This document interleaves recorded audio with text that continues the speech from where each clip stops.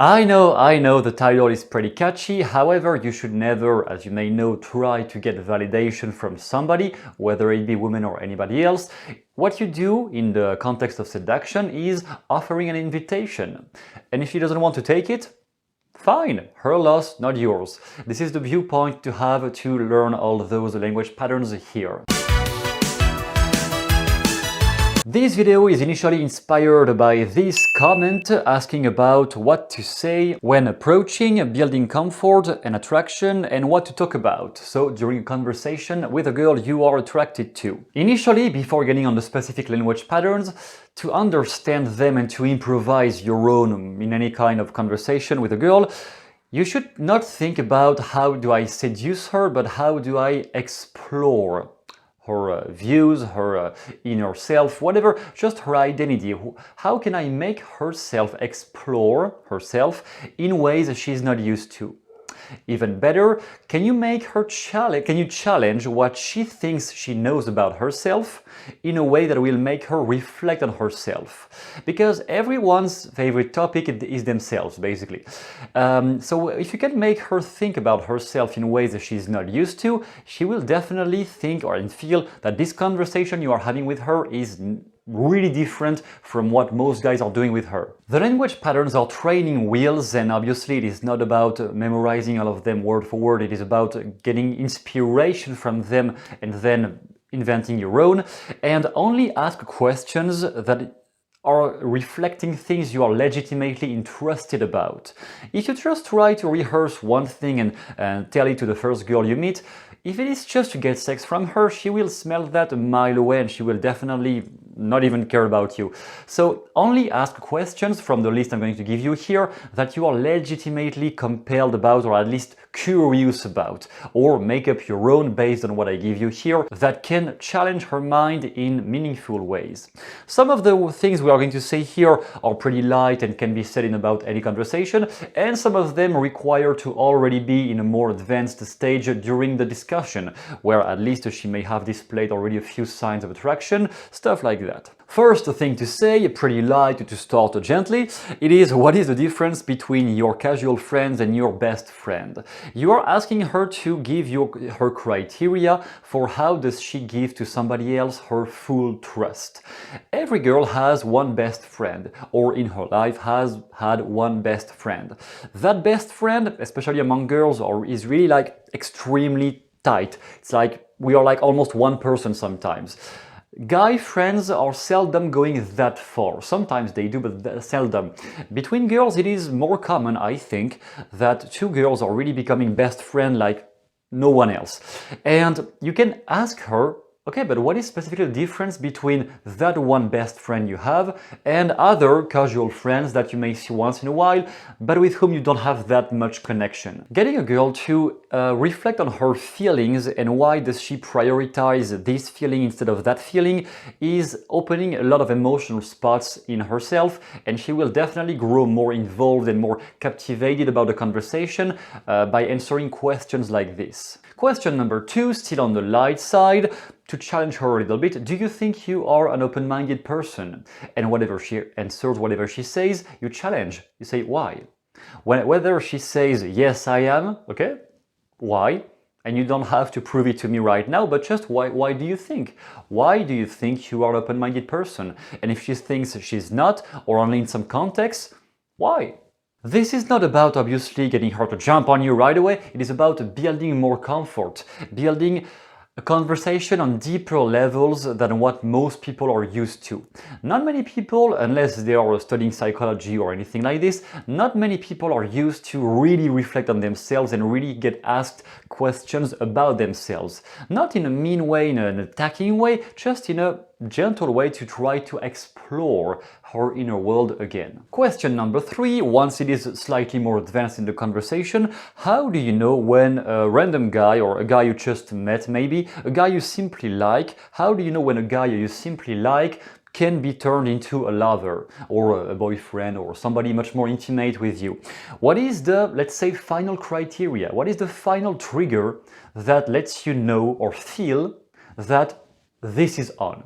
You can trust him at least more than usual, and you are ready to either escalate physically or just emotionally, depending on what she puts first on her value ladder.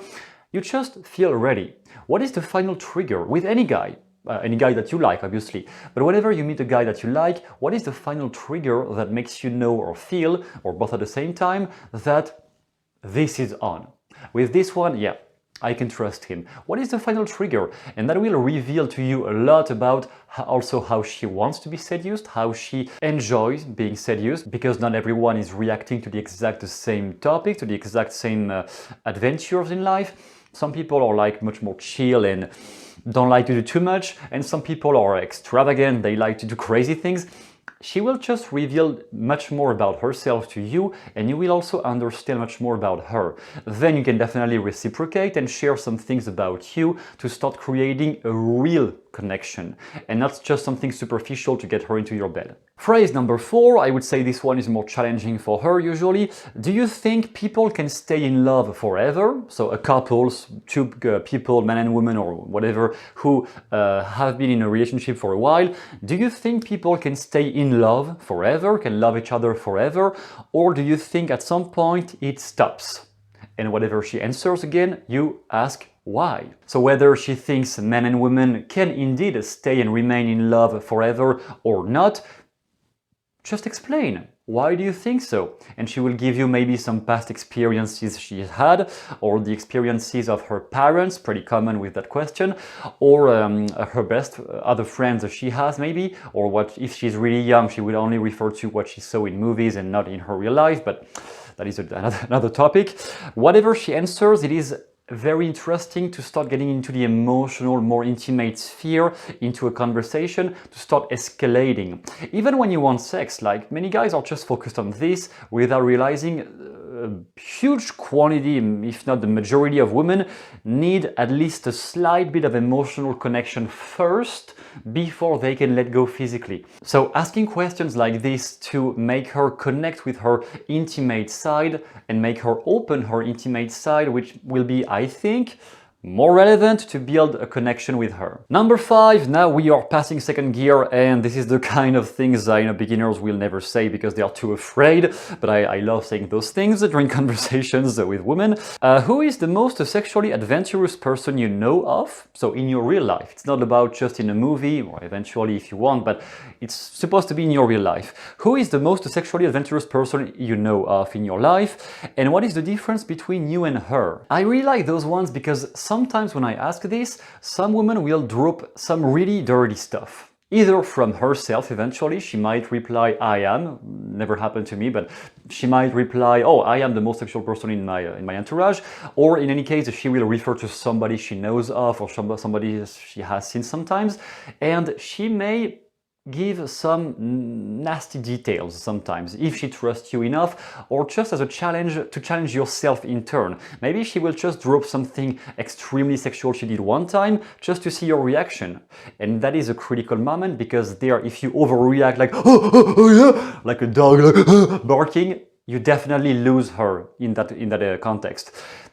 Whenever she starts talking about something sexual, remain calm. It's a normal conversation. Just because she says that she likes anal or anything, that doesn't mean you should act like a like a puppy, like trying to jump on her. Slow down, calm down. She might talk about sexual things. Remain cool. You can be open with that topic. She will enjoy that definitely, that you can talk openly about sexuality without getting super horny.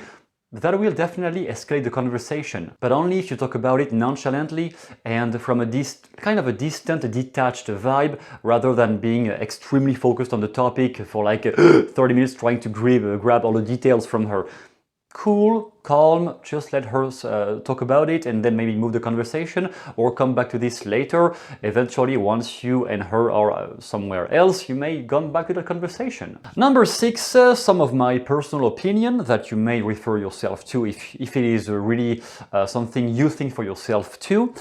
I say I don't believe relationships are equal, whether they are monogamous, polyamorous, whether it is lesbian, homosexual, whatever you want.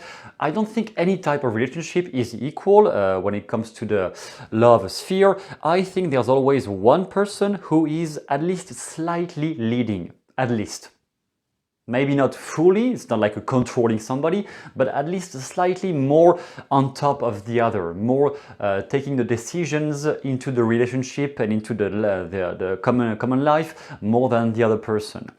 Within that context, and you may disagree if you want, but within that context, would you say that usually in your past relationships you have been the one leading, or would you say you have been the one more being led or letting yourself be led? And be careful, there is nothing wrong with being led. That can be enjoyable too, to not have to take all the decisions. So it's not like putting blame on somebody or anything. It's just, who do you think you are? In your opinion, do you think you are the one who's leading? Do you think you are the one more likely to let others make decisions because you don't really want to put yourself in the front seat, which is okay, whatever. Which one do you think you are? If she trusts you enough and answers that will give you a massive hint for, is that woman somebody I would seriously want to date or not?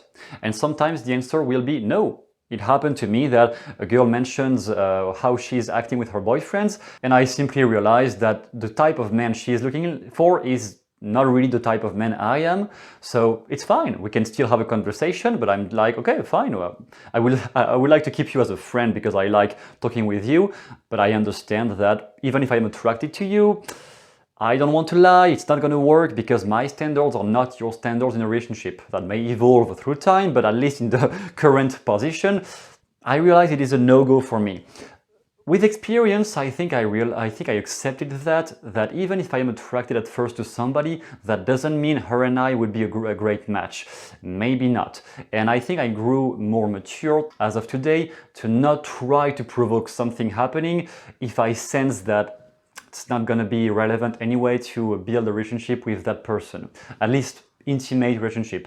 We can still be friends, but not going further than this. Number 7, using age regression principles, what did you want to become when you were a child? And more important, does it match what you're doing right now in life?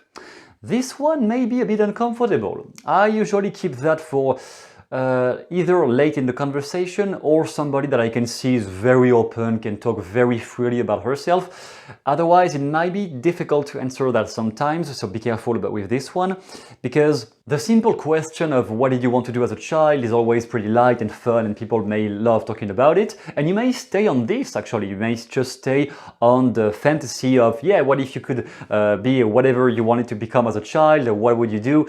That can be a fun and light conversation. Then if you want to go deeper on the emotional connection, and that can be really uncomfortable for people who feel like they don't have the life they would like to have, it is, does the life you have right now or the job you have right now is matching or is linked somehow to what you wanted to do as a child? You may test that question. If you sense some like tension when you ask this, okay, just move the topic, don't stay there. And actually that may also open some deeper emotional spots, like she may say, I never thought about it, but yeah, what I'm doing right now is actually linked to what I wanted to do as a child because whatever is the reason, she may connect the dots, and if she connects the dots on something very personal and really deep about herself in your presence, you definitely become somebody of high trust in her entourage, definitely. Number 8, what's one desire in life you have always thought about but never acted upon? And that can be anything, something about an adventure, traveling, something sexual eventually, if she trusts you enough to talk to you about this. It can be something in her, among her group of friends. Maybe she has always wanted to sing on stage and she never allowed herself to do it with her friends. Whatever it is, just one desire that you have always wanted to act upon but never allow yourself to so far. What is it? And definitely prepare something on your side to answer back. On my side, this thing I never did. If you open a vulnerable spot yourself, it will encourage her to share things about herself too. And that is a pretty rare thing among guys who think it is all about acting tough, alpha male, yeah, no emotions. That's really not relevant at all.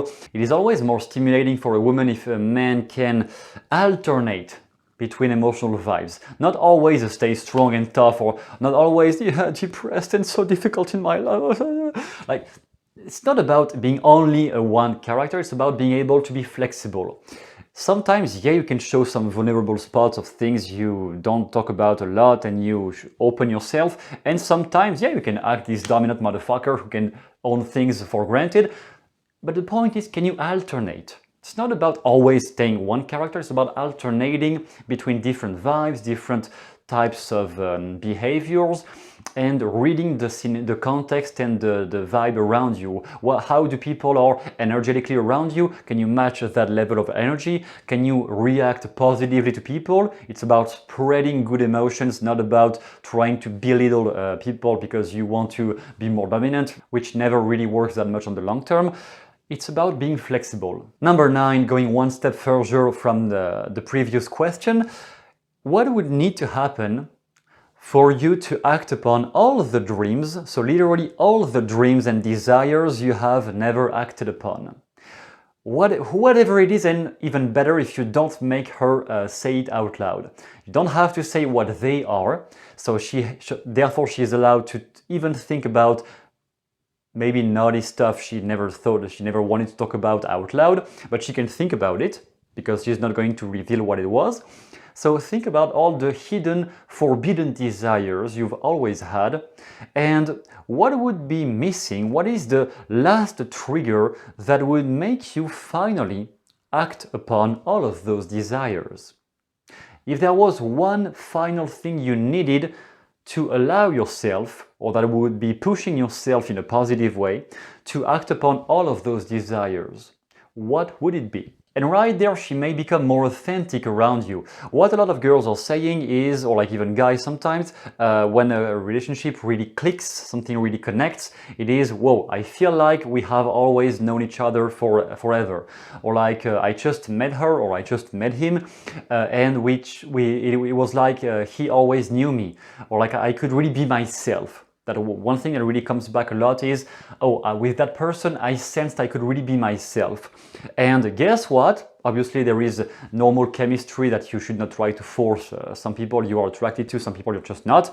But with the people you are attracted to and who are at least a bit attracted to you too, then those kinds of topics will allow that connection to happen more easily. Because usually many people are stuck into their own bag of trauma, of many things that they have trouble opening to be authentic with each other. So asking questions like this is even something I do, even sometimes with guy friends, like not just for intimate context, because I want to see who the real person is. I'm not interested into the mask people show to pretend they are perfect. I want to see what is behind that. And I am more than willing to share my own dark stuff if people want to know about it. I prefer relationships like this, the ones that are much more authentic and that allow people to know each other much better. And finally, number 10, what are the qualities you have, the girl, that can make or that could make a guy want to stay with you once you've met him? So if you had to, not sell yourself, but that could be a bad way of saying this, but if you had to provide a resume, you have to provide a resume, of course say that in a funny tone, not in a serious tone. If you had to provide a resume of why should somebody date you, why a guy should date you, or even a woman, why not? Why should somebody date you? What are, do you think, the main qualities you have that would make someone want to stay with you? And you might be surprised right here that behind the apparently narcissistic nature of women, which I think is bullshit, below that you will see a lot of insecurities. Many of them are just not secure at all in themselves, don't believe in themselves. At least they may believe in themselves around guys with whom she's not attracted, but she is definitely not that confident around guys she is attracted. So you will maybe reveal, or she may reveal, insecurities also, like, well, I'm not really sure I can. Or in the beginning, if she just wants to get rid of you, she may just give you random lines that any girl could say. But if she really wants to open to you as much as you can open to her emotionally, then she might reveal deeper stuff about herself. And that will be great to form potentially a better relationship with her than traditional superficial talks that don't really lead anywhere. As a conclusion though, when you meet women, they are all at a different stage of their life. Sometimes they have just broke up with their boyfriend, sometimes they are looking for a boyfriend, sometimes they just don't care, sometimes they really want to meet you. It really depends also on their moods of the day, whatever. So whatever happens, don't take it personally. It might not even be related to you. Maybe she was just not it was maybe just not the right moment when you approach her, when you talk to her, whatever. Those conversation skills are for practicing so that at some point it becomes so intuitive that you don't have to think anymore. And when you meet the right one, or at least somebody you're really attracted to, the point is to not have to think anymore because everything has been automated. And to that extent, I have a document down below in the description called The 7 Steps to Master Sleight of Mouth. That can be a great introduction if you struggle with figuring out what to say, how to react to some mean comments sometimes that she may throw at you too. You can know how to defend yourself verbally eventually, or at least lead someone's thinking in a non-confrontational way, in a gentle and comfortable way with anyone you talk to. The document is down below in the description. If you want to read it, be my guest, and in any case, I will see you soon in the next video.